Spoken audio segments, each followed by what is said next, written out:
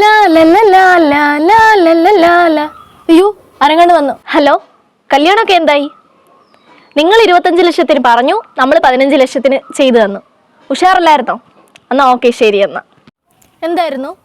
ഒരു കല്യാണത്തിന് വേണ്ടി വന്നതായിരുന്നു. അപ്പം എൻ്റെ മോളുടെ കല്യാണം 5-ാം തീയതിയാണ്. അന്നൊരു കല്യാണം ഉണ്ടായിരുന്നു. അത് കുഴപ്പമില്ല, ഞാൻ വേറെ ഒരാളെ സെറ്റ് ചെയ്തോളാം. അത് കുഴപ്പമൊന്നുമില്ല, നമ്മളതൊക്കെ എങ്ങനെയെങ്കിലും ഒക്കെ സെറ്റാക്കി തരും.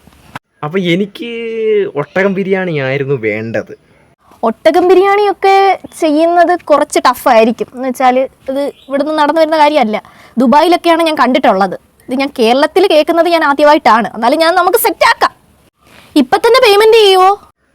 അത് ഞാൻ മൊത്തത്തിൽ ഫൈനലായിട്ട് മൊത്തത്തിലങ്ങ് സെറ്റ് ചെയ്യാം. ഓക്കെ, അത് കുഴപ്പമൊന്നുമില്ല. അപ്പോഴത്തേക്കിനും സെറ്റാക്കി തന്നാൽ മതി. എല്ലാ കാര്യങ്ങളും സെറ്റ് ചെയ്യേ, എന്നിട്ട് ഞാൻ വരാം. ഓക്കെ.